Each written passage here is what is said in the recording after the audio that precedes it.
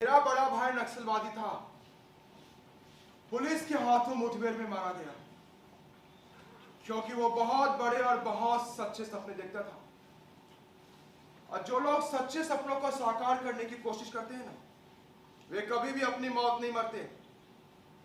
उनकी मृत्यु हमेशा दूसरों के हाथ होती है। सर मेरी रिक्वेस्ट है कि आप कैप्टन कपूर की इस बात को नोट ना करें। वो गुस्से और घबराहट में ये फालतू बातें कह गया। He is tense. After all, he is human being. Really? Easy? गुस्से में कैप्टन कपूर को पता ही नहीं चलता वो बोल क्या रहा और कर क्या रहा है। कोई चाहे अपनी सुध-बुध या होश-ओ-हवास खो बैठे, इससे न्याय की लड़ाई रुक तो नहीं जाती ना। लगता है सेना में जवान है कि नहीं? फिर क्या पड़ता है फर्क उसे जवान कहने से या सवाल पुकारने से? सलंतर पड़ता है और नहीं भी पड़ता है। आप इन्फेंट्री के कर्नल हैं, हमें आपको कैडेटल का कर्नल तो नहीं पुकार सकता ना। रामचंद्र बख्तरबंद रेजिमेंट का और बख्तरबंद दस्ते वालों को सवार पुकारा जाता है, जवान नहीं। कैप्टन रॉय ठीक बोल रहा है सर। सरकारी वकील मेजर पुरी को सवार रामचंद्र को करना चाहिए। लगता है डिफेंस काउंसिल किसी टेक्निकल इशू का बहाना देकर इस कोर्ट मार्शल का फैसला रद्द करवाने के चक्कर में है। तो सेना के कानून विभाग ने आप जैसे सीनियर अफसर को सलाहकार जज बनाकर भेजा। आपके होते हुए कोई तकनीकी गलती क्यों कर हो सकती है? और वैसे भी जीवन और मृत्यु का निर्णय तकनीकी आधार पर नहीं, जो सच है उस पर होते हैं। और सच तो हमेशा अपने आप बोलता है। तो झूठ की घुमावदार गलियों में कभी भी रास्ता नहीं भटकता, कभी नहीं भटकता।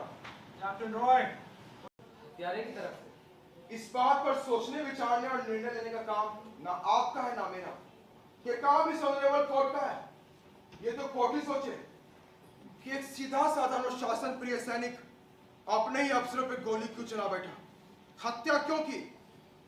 हम सब इंसान तो एक जैसे होते हैं, लेकिन जब एक इंसान जानवर बन जाए, जंगली जानवर, तो दूसरा इंसान अपने बचाव में हथियार उठाएगा कि नहीं? हो सकता है रामचंद्र के मन में ये डर, ये भय घर करके बैठ गया हो कि कैप्टन वर्मा, कैप्टन कपूर कभी भी उन पे हमला कर सकते हैं, जानलेवा हमला। और जब बंद हो गए सारे के सारे रास्ते, तो रामचंद्र ने शमशीर उठा ली। गिर जाने पर, प्राणों का खतरा होने पर गाय भी सिंह मारती है।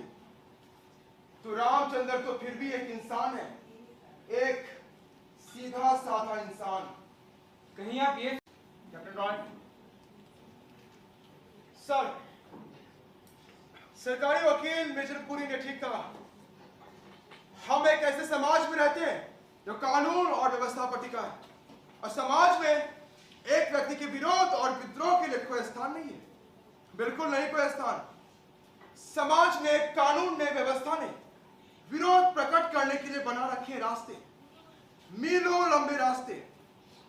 इन रास्तों पर चलना शुरू किया जा सकता है, लेकिन प्रश्न तो यह उठता है कि ये रास्ते क्या कहीं पहुंचते भी हैं? बिल्कुल नहीं पहुंचते, कहीं नहीं पहुंचते। विरोध कोई नाटक नहीं जिसका अंतिम अंक लास्ट एक्ट तक पहुंचने की प्रतीक्षा करे। शक्तिशाली लोगों के विरोध को राजनीतिक विरोध कहा जाता है, जो उन्हें की छलांग में पहुंचा देता है सत्ता के पास रखी कुर्सी पर।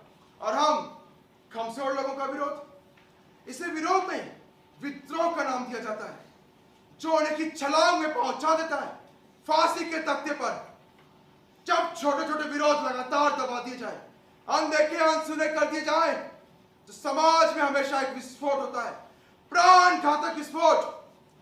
कानून और संविधान ने हम सबको बराबर का हक, बराबर का अधिकार तो दे दिया, लेकिन बड़े आदमी ने छोटे आदमी को और ऊंचे आदमी ने नीचे आदमी को अधिकार नहीं दिया, बिल्कुल नहीं दिया।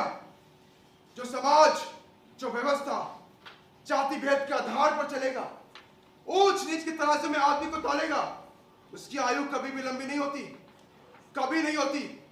हमें बराबर की बात तो दूर, हम सोचने के स्तर पर अपने से छोटों को ये हक देने को तैयार नहीं। बराबर का अधिकार, हम तो अपनी ओर आंख उठा के देखने का हक तक देने को तैयार नहीं।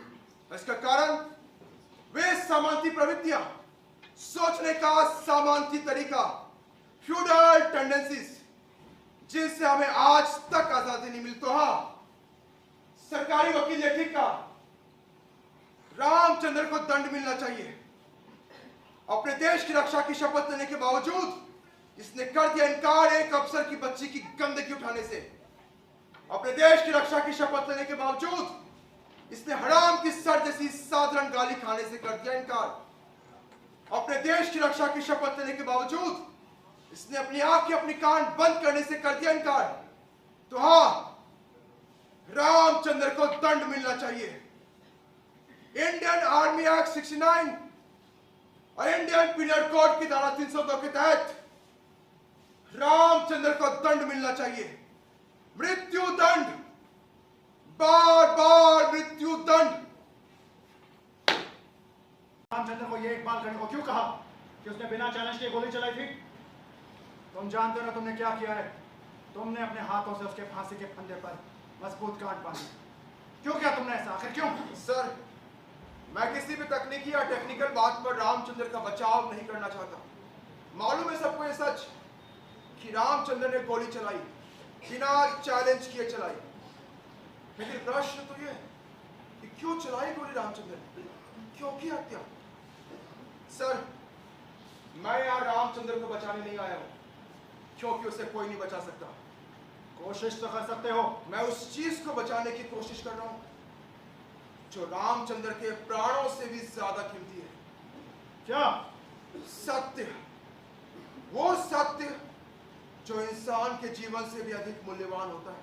Captain, what are you? एक वकील। सर, मैं आत्मा का हैरी हूं, hunter of the soul. You may go out captain.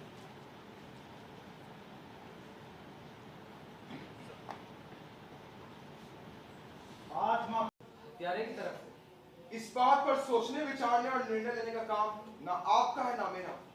ये काम इस ऑनरेबल कोर्ट का है। ये तो कोर्ट ही सोचे कि एक सीधा साधा अनुशासन प्रिय सैनिक अपने ही अफसरों पे गोली क्यों चला बैठा, हत्या क्यों की। हम सब इंसान तो एक जैसे होते हैं, लेकिन जब एक इंसान जानवर बन जाए, जंगली जानवर, तो दूसरा इंसान अपने बचाव में हथियार उठाएगा कि नहीं?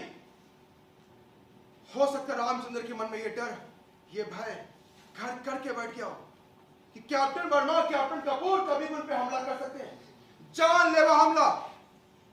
और जब बंद हो गए सारे के सारे रास्ते, तो रामचंद्र ने शमशीर उठा ली। गिर जाने पर, प्राणों का खतरा होने पर गाय भी सिंह मारती है।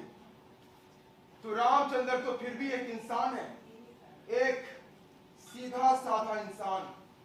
कहीं आप ये टीवी के सर पर से उठाई है। हाँ सर, हमेशा ऐसा ही होता है। पैर हमेशा पत्नी का फिसलता है, पति का कभी नहीं। घर की आग भी बड़ी सियानी होती है, हमेशा बहू को लगती है, बेटी को कभी नहीं। लेकिन आपको शायद मालूम होगा, उस दिन अस्पताल के सीओ के आगे श्रीमती कपूर ने क्या स्टेटमेंट दी थी। वो तो सिविल पुलिस को केस देने की जिद कर रही थी। तब आपके रेजिमेंट के कुछ अफसरों ने भाईचारा निभाया, अस्पताल के सीओ को मनाया, बात तो हाथ दब गई। लेकिन कैप्टन कपूर की पत्नी, वो तो एक योद्धा औरत है, उसने और जुल्म सहने से इनकार कर दिया और तलाक मांगा अपने पति से। और कोर्ट को ये स्टेटमेंट लिख के दी है कि उसकी जान खतरे में है, खुद उसके पति के हाथों। सर, अगर आप चाहें तो मैं अस्पताल के सीओ। किसी को कोर्ट का टाइम वेस्ट करने की इजाजत नहीं है। राइट सर, समय तो सचमुच बहुत कीमती होता है, किसी के जीवन से भी ज्यादा कीमती। कोर्ट की चिंता सही है, समय नष्ट नहीं होना चाहिए, चाहे कोई फांसी क्यों न चढ़ जाए। समय और सत्य दोनों विपरीत दिशाओं में चलते हैं। अब सत्य क्या है, इसका निर्णय हमेशा भविष्य करता है। The truth is always the child of the future. और मैं तो बस ये बताने और समझाने की कोशिश कर रहा था कि सच ना इतना छोटा होता है और ना ही इतना आसान कि हम उसे आंखों से देखकर समझ लें। कैप्टन रॉय, प्रभास से अगर कुछ और सवाल पूछना है